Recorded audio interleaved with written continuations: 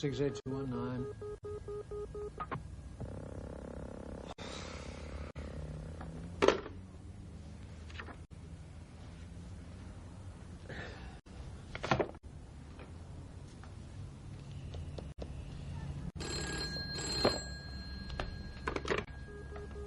Six 68219.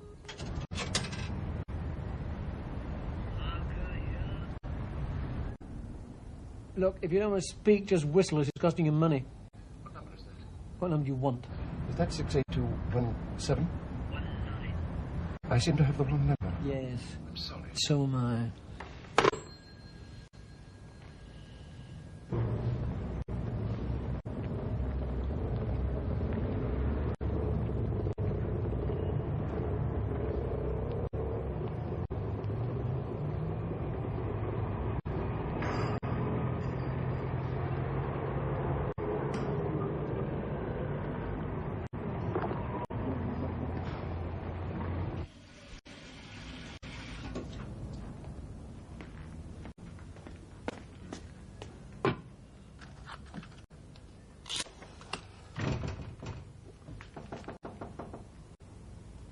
Oh, go home.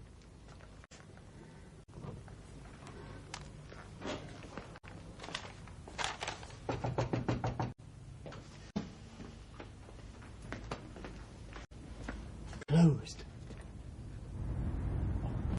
Sorry. No. I won't keep you long.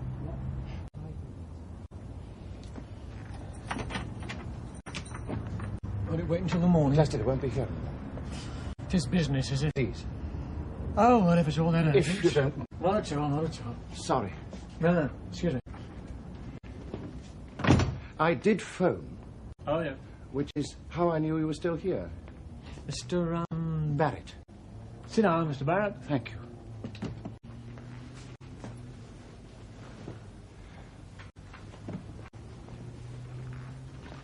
I'm off again tomorrow, you see. When? First thing in the morning. No, when did you phone? Oh, yes. You said you phoned. About half an hour ago, on the off chance. But we didn't speak. No. Oh, I see what you mean. No, the line was engaged. Ah, I see. I can give you the time almost exactly. No, it doesn't matter. No. The train came in at 8:35. Say, what, 10 minutes to get to a box, find your number. So that's, what, 8:45? Yes, 8:45, give or take. Mr. Barrett. Mr. Barrett, it doesn't really matter. Yes. Yes, of course. Sorry. There's nothing to be sorry about. Thing is, you see, I do like to be exact, if I can. It's one of my habits. Faults. I say faults because I know it irritates people, some people. I seem to have caught you in the middle of something. What? Oh, yeah, getting all the bumps together, you know, tax man. Oh, yes. You're not him, are you? Me? Oh, good Lord, no. No, you never know.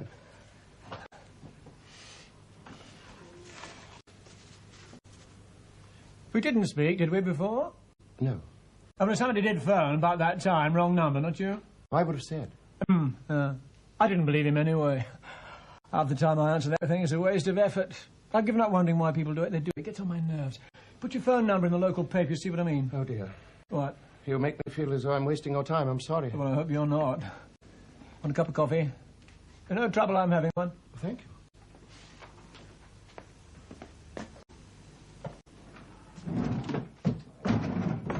Matter of fact, I haven't spoken to a soul all day.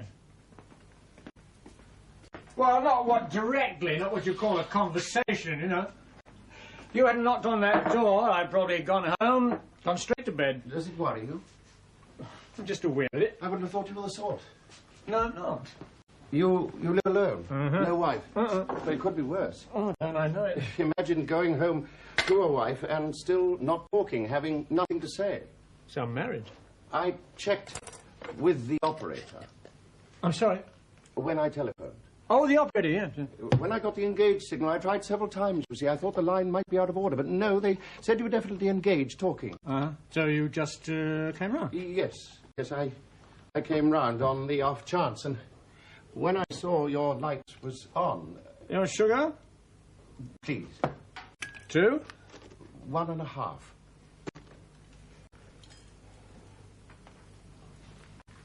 No.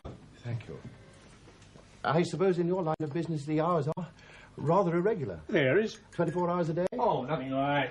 In theory, I mean dealing with people. People sleep. Inquiry agents?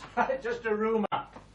Us not being people. I like to lock that door at 6 o'clock sharp from the outside. Yes, but I imagine you must get some inquiries at odd hours. Not once I've left this office. You mean if people phone? I'm not here. No answering service? No need. Ah, now I would have... The way I see it, Mr. Barrett, if it's really urgent, they'll use one of the big organisations, and if it's not, they'll phone again in the morning.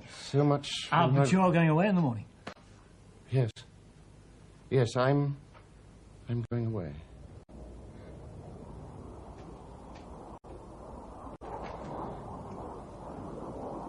Is there something you wanted me to do for you? Oh, sorry. Yes. You know, now I'm here... You know where to start?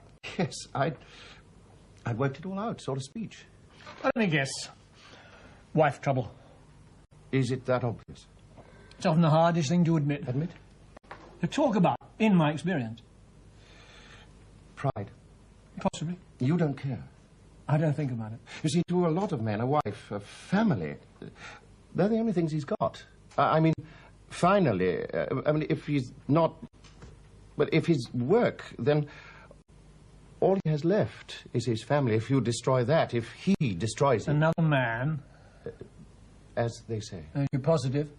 Well, without actually... Yes. Have you talked it over with her, your wife? No.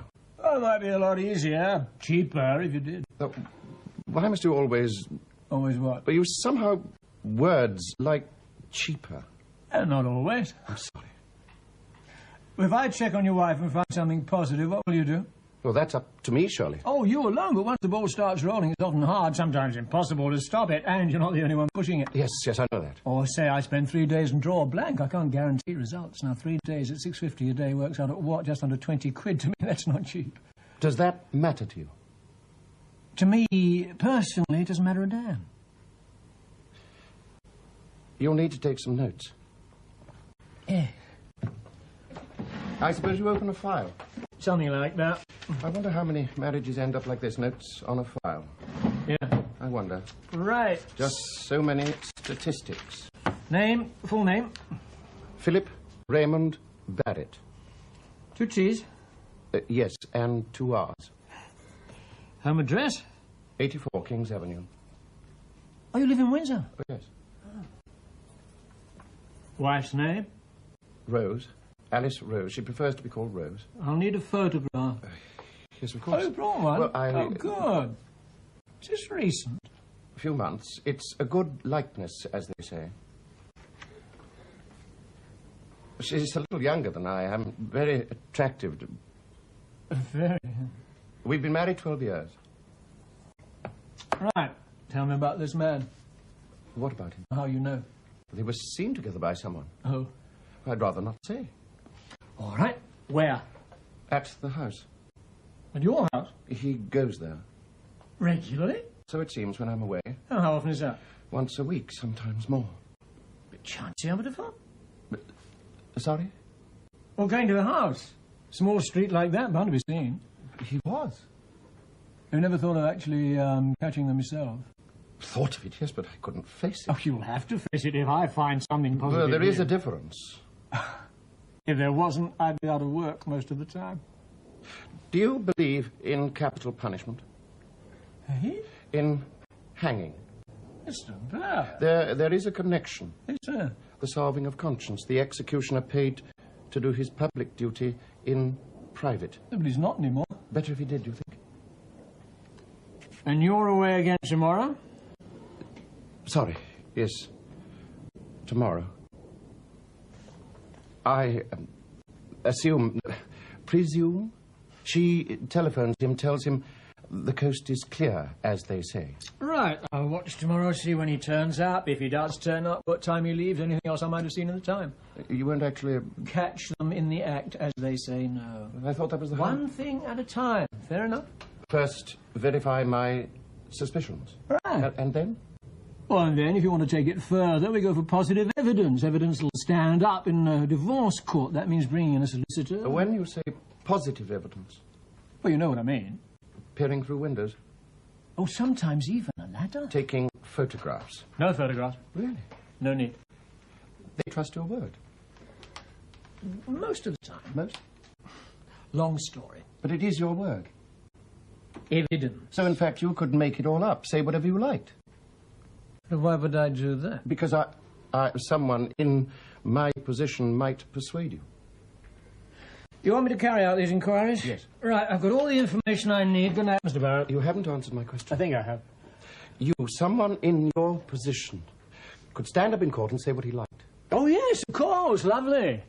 And what happens when someone denies the allegation? No, you misunderstand. What if they don't want to deny it, the allegation? But if they're not going to deny adultery, why waste a lot of time getting evidence to prove No, it? you don't see my point. Yeah, well, I always get a bit mussy this time of I'm night. being serious. Mr. Barrett, it's late. Do you or do you not see my point? I think you better take your problem somewhere else. No, it's you I want, Mr. Marker. You. Mr. Frank Marker, confidential inquiry agent, now of Eton and Windsor, formerly of Brighton.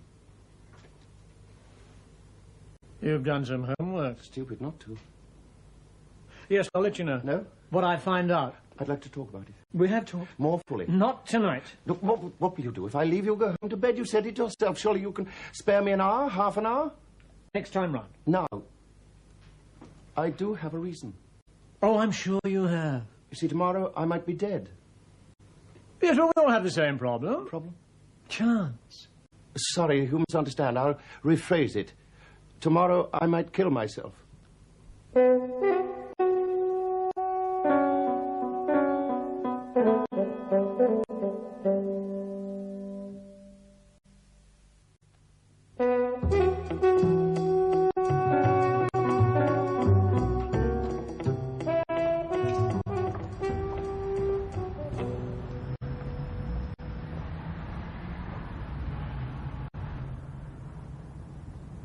We haven't met before, have we?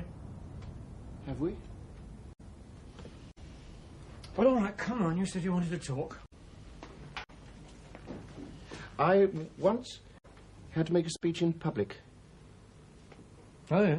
It's a business affair, nothing serious, but I wasn't expecting it. Suddenly I was on my feet and they were all looking at me. I didn't say enough. I said too much. I was seized with total panic. I remember all those faces looking at me, tolerance, then boredom, and then as I went on and on, utter amazement, even fear. Finally, someone physically sat me down, physically pulled me. Total silence. That was God knows how many years ago, and still I wake up in the night, wringing with sweat at the thought of it. Now, why should that have had such an effect on me? Nothing very unusual in No, that. I don't suggest it is. I think you'll find that most people Have have... skeletons in the cupboard. Of a sort. But such small, insignificant ones, so unimportant, wouldn't you say? Apparently not. You, on the other hand, must be quite used to it. I don't make speeches in public. You stand up in court. When necessary.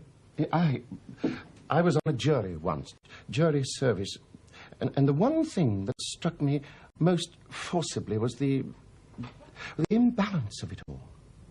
Imbalance? Those who are trained for the occasion and those who are not, and very often those who aren't have the most to lose, don't you agree? Do you know, and how often does a man such as myself appear in a courtroom, and how often a man like you? I mean, to you it's a matter of course. To me, a nerve-wracking experience, perhaps. Oh, from what you've just said, terrifying. Terrifying, and put side by side, whose evidence would carry the most weight, yours or mine? Well, they have a habit of sifting out the truth. You think so? Oh, I depend upon it, so should you. Innocent men have hanged.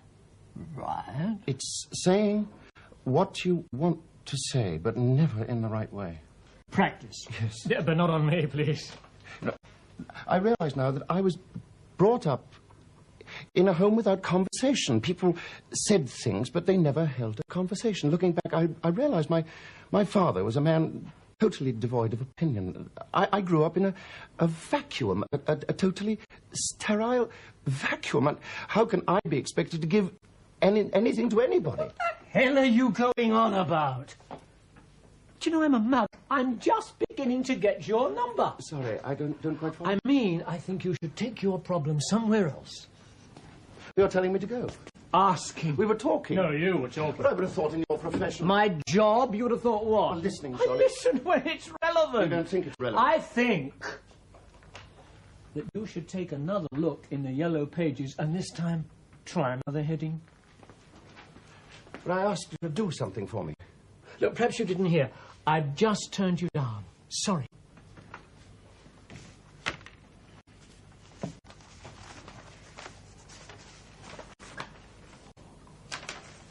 You can do that. Nothing to say I can't. I see. I hope you do. You think I'm wasting your time? I know you are. You've suddenly decided Well, not suddenly, it's been growing on me. You think I knocked on that door simply... Maybe you just saw the light on and fancied a bit of a chat. You're quite wrong. Let's not bother with an alternative.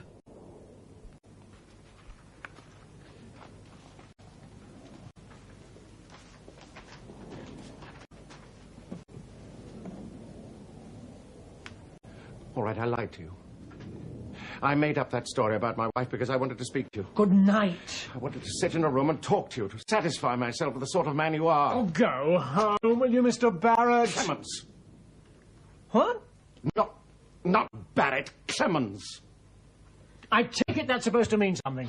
Not to you. Not a thing. That's it, you see. That's why I wanted to make quite sure I'd mean nothing to you. Me. Not the name, me. But why should I? There are millions of people like me. The 9-to-5 commuters, the Sunday car polishers, the people you only hear about in a joke, the nothing.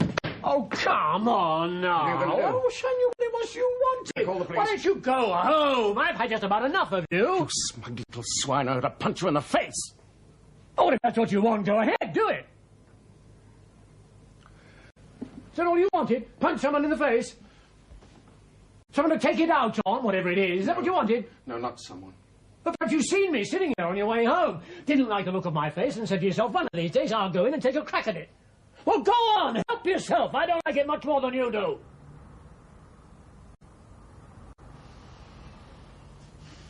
Great, isn't it? Look at us. Couple of kids. Look, I'm sorry. Sorry. I lost... Oh, just keep your mouth shut, will you?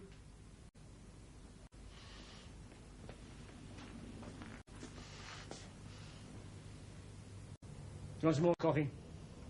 Please. Well, sit down, for God's sake.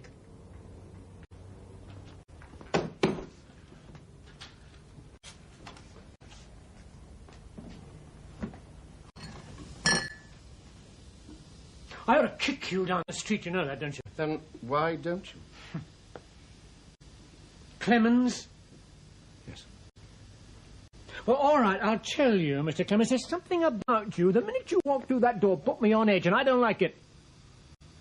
You're not just some chutney, halfpenny crank whiling away a boring half hour. It's me, isn't it? Me in particular. Well, I want to know why. From what you said earlier, I wouldn't have thought you cared. When it concerns me, I care. You asked if we'd met before. Nothing personal. I've got a short memory. I'm not the memorable type. First you break my furniture, now you're breaking my heart. Please, and don't say sorry. Yes. Yes, we met. I suppose that's the word. For not more than half an hour. I doubt if we exchanged a handful of words. When was it? October the 12th, 1967. It's going back. Hove. No. You were retained, is that the right word? It'll do. By Heller and Griffith, the solicitors? On your behalf? On behalf of my wife. Not that you've met her. That, of course, wouldn't be necessary. Divorce case? Well, same story, different date, that's all. I was to supply the evidence. You were to collect it. Well, I'd like to say it was all coming back, but honestly... I didn't expect it to. Then what is your problem? Would you have it on record? In a file somewhere. Would you look it out for me? It's important.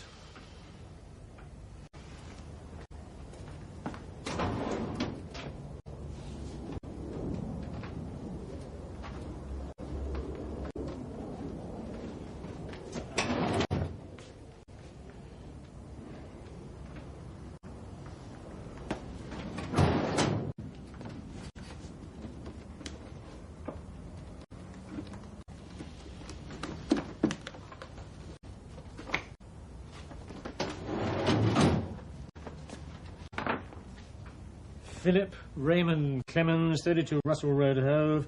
The woman was a Lorna Hamilton. Laura, it doesn't matter. I called at the house, asked all the usual questions. We answered with what are supposedly the usual lies. I just write down what I'm told. Particularly in a case like this. Like what? Where everything's been arranged. They like me to go through the motions. You did, just. It's what we call a minor operation. In, out, very little blood. Hardly worth the visit. Appearances. You could have posted me a questionnaire. I'd filled in the answers.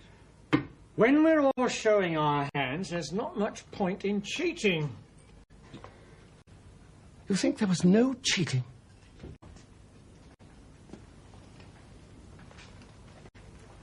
You and your wife wanted a divorce, right? Yes. To get a divorce in those days, you needed evidence, right? Yes. You agreed to supply that evidence. Nobody twisted your arm.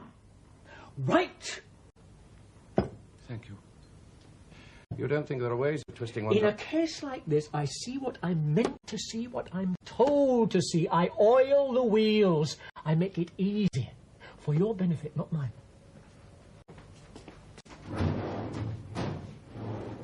We agreed, my wife, that in view of what was happening, a divorce was the only answer, better for us, better for the children, and particularly the children. I agreed to be the offending party. It seemed the decent thing to do.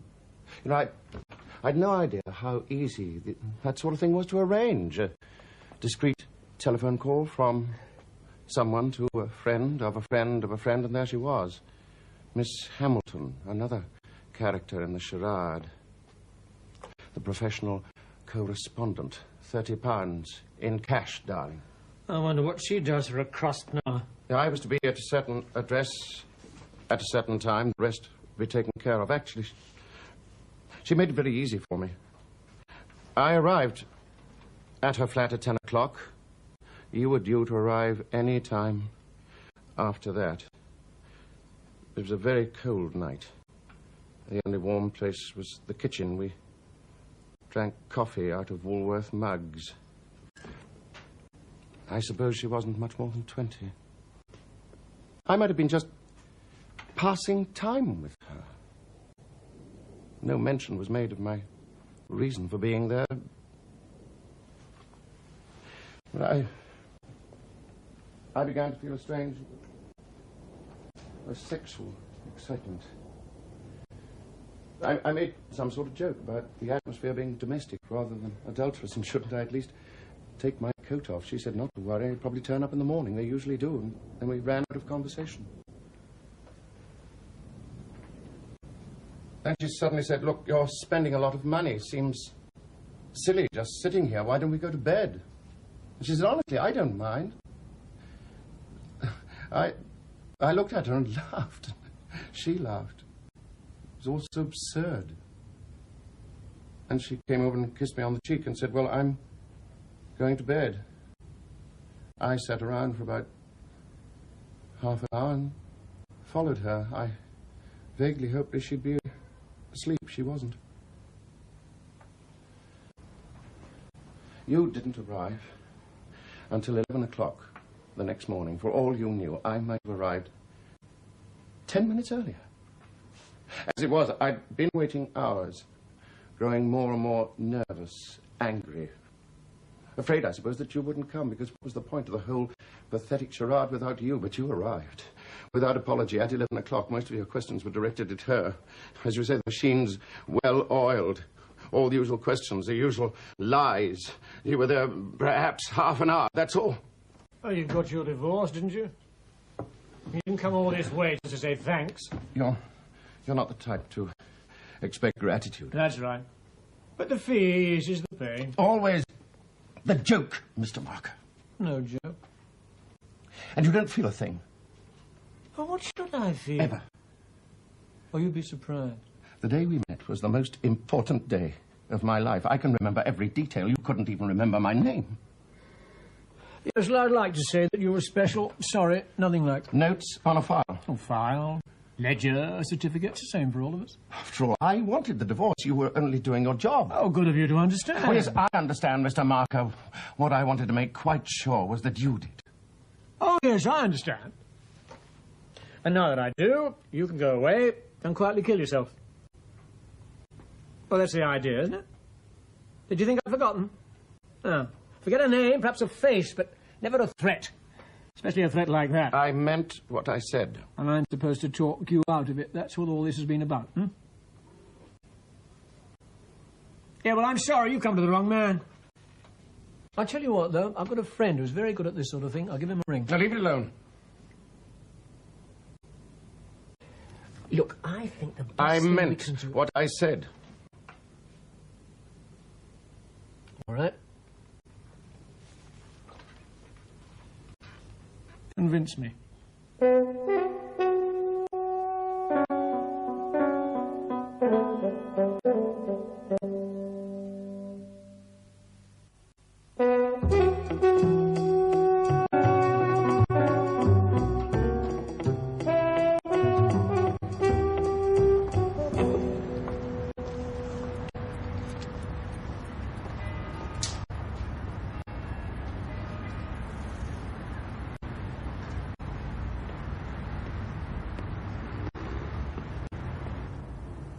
Well, for a start, how long had you been married? Nearly 7 years. 7 years? Our youngest boy was just 4. I came home from work. She'd been drinking. There was never any drink in the house. The occasional bottle of sherry, perhaps. There was a half bottle of whiskey on the table. It was clearly positioned there for me to see. It looked so ridiculous, really. The children were in bed. She obviously was working herself up to say something to him, then it all flooded out. About a month before, she'd been picked up, literally picked up. They'd slept together several times in the mornings when the children were at school. He was an engineer or something from the Midlands. He was a married man. He'd gone home that morning. She told me she wanted to leave me. Not for him. She just wanted to get away from me, from the children, from whatever. I felt totally numb, not angry, not even shocked. She insulted me. She ridiculed me. Did everything she could, I suppose, to make me force the issue, but I couldn't. And she stayed. I suppose I hoped, but things became worse. All the time I believed, well, I had to believe that this terrible thing she was going through would pass, that because of the children, if nothing else, the children...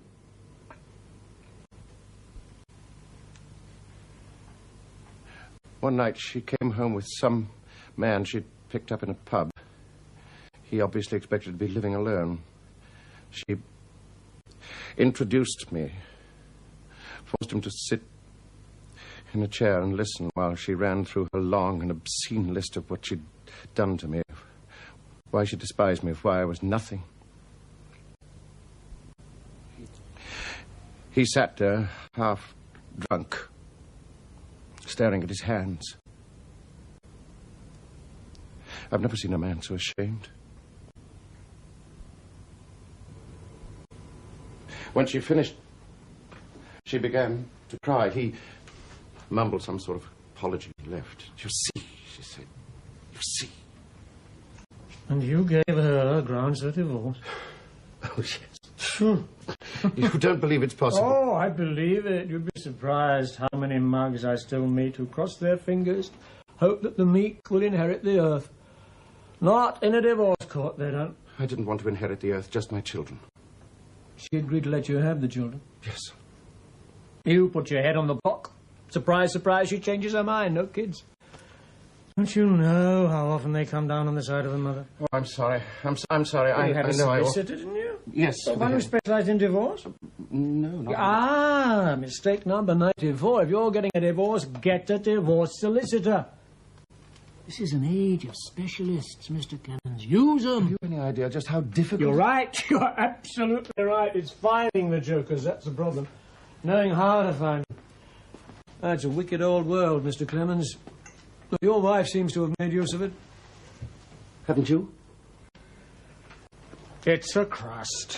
What I should have known, should have done, should have been told doesn't matter. My wife was given the children. I was given the privilege of seeing them at least once a week. You've no idea what it's like to be allowed to see your own children, the weekly outings, the overcompensating, the overindulgence, the desperate attempt to behave normally in a state of complete abnormality.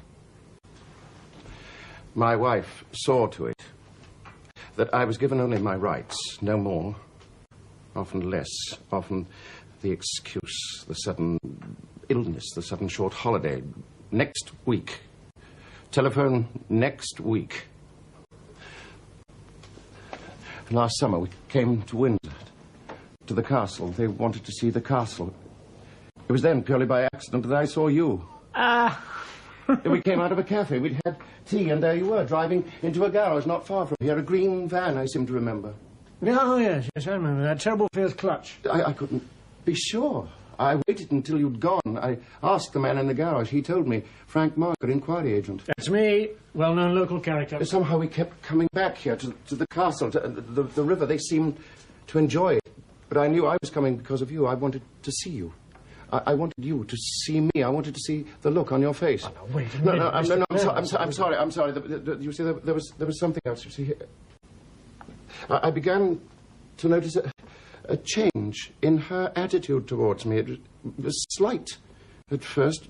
Then one Sunday I took the boys back and she asked me in. She seemed different. It was like going back 10 years. God knows what thoughts were running through my mind. She told me there was someone else. She was getting married again. I never thought of that, you see. It's silly. They were married very soon.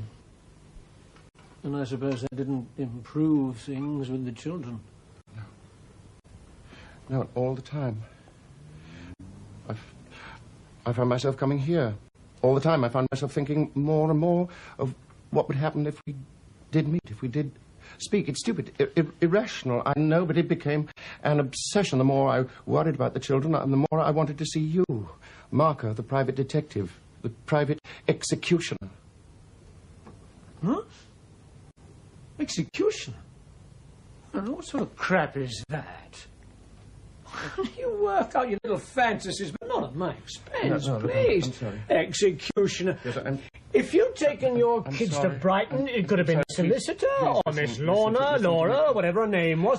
Chancellor Lane could have been the judge, anyone. But you had to come down to Windsor to look at the castle, and you find me. Now there's fate, as they say. One weekend I was due to take the boys away. They were ill. It was cancelled. Then next week the same. And I didn't believe it. I went to the house. They tried to stop me going in, stop me seeing my own children. There was an argument. A neighbour, I think, called the police.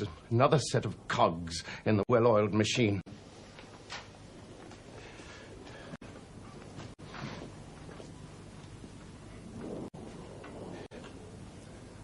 They've taken out an injunction. I'm to stay away. I'm no longer beneficial to my children. So, you see, when you officiated that little ceremony, you not only helped to destroy my marriage, you helped take away the one thing that was precious to me. Not me. You, Mr. Marker. You see, tomorrow the case goes to court. They're finally going to take away the only thing I've got left. At least they want to. But I'm not going to let them, because if I can't have my children, no one shall. So, you see, in helping to destroy my marriage, in doing your job, without ever questioning why, you're really helping to destroy them. Right. I asked you to convince me. I'm telling you... Come on now. You want me to suffer. That's what this is all about. All right, then I'll suffer. But let me get it quite straight. First you're going to kill your 2 kids, and then yourself. You find it hard to believe How that... can I find it hard to believe? And it happens every day of the week. But we're not only talking about suicide, are we? We're talking about murder. That wasn't your word, of course. What was the word you used? Destroy, wasn't it? Of course, you could have said put down, put to sleep even, put out of their misery. Or is it your misery? I'm not quite sure. How are you going to do it, by the way? Just as a matter of interest. Oh, is that what you got in the case? Gun? Knife? Poison? Sounds like something out of the theatre down the road, doesn't it? But, of course, you're right. These things do happen. The most popular way, of course, is the car. Drive out to the country, bit of pipe on the end of the exhaust, good night, all, no pain, no nothing. Clever. Oh, no, I mean, put yourself in my shoes. A bloke walks into your office, tells you he's going to kill his kids and do away with himself, and it's your fault. Now, what am I supposed to do? I'm not supposed to do anything. Oh, come on. Now, here's a man pouring his heart out to you, and you do nothing, and it's your fault. I never said that. I never said that. Oh, you can do better than that. Oh, what's all this been about?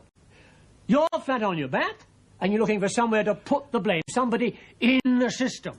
Well, I'll tell you again. You've come to the wrong shop. Do you know how many cases like yours I have to deal with? Hundreds! And I'll tell you this, Mr. Clemens, sir. I'm a very small fish in this particular pond, but I've seen things, heard things about people, just people, that would turn your stomach.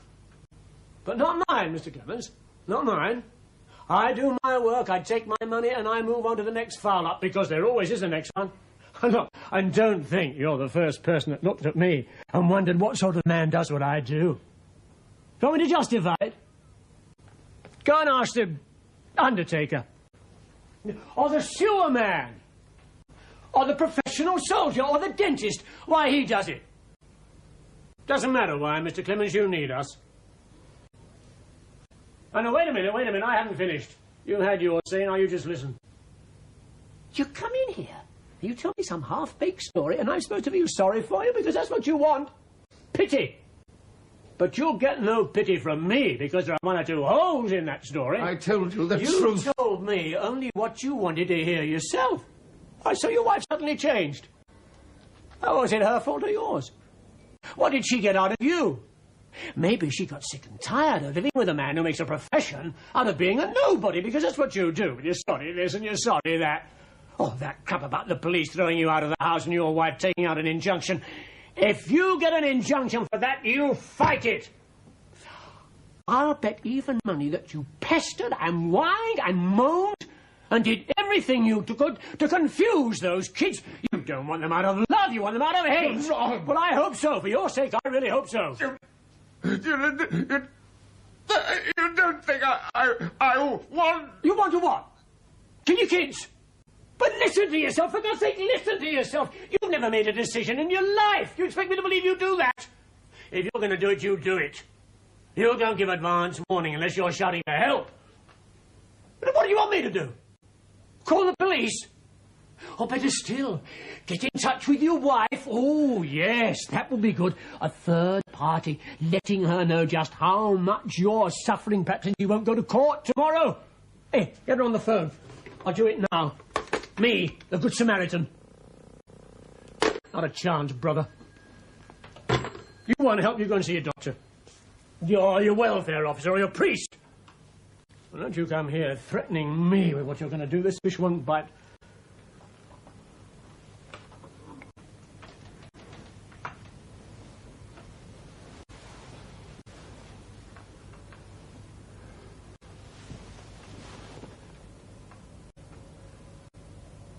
You're wrong.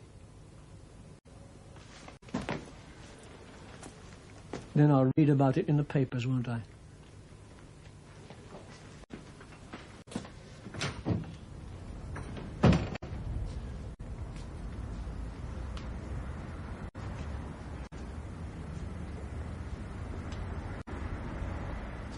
There, go and get it.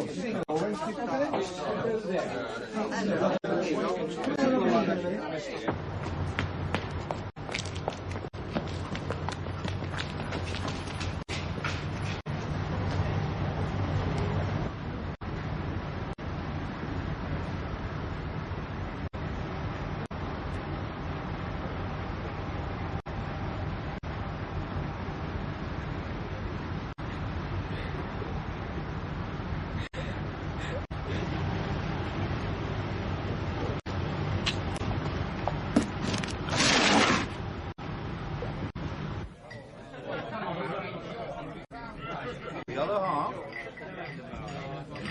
Oh, hello. Do you want the other half? No.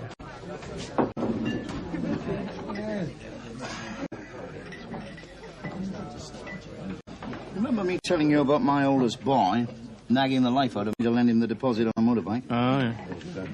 Well, I hate the bloody things. But finally, I gave in. He gets himself one of these bloody great Japanese jobs. Frightened the life out of me.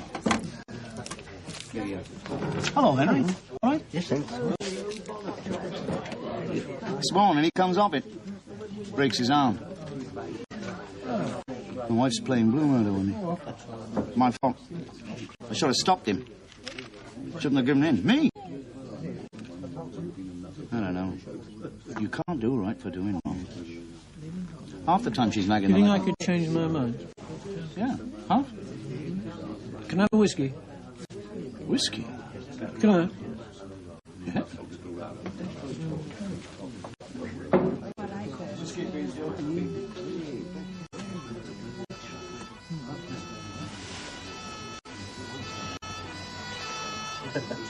Oh.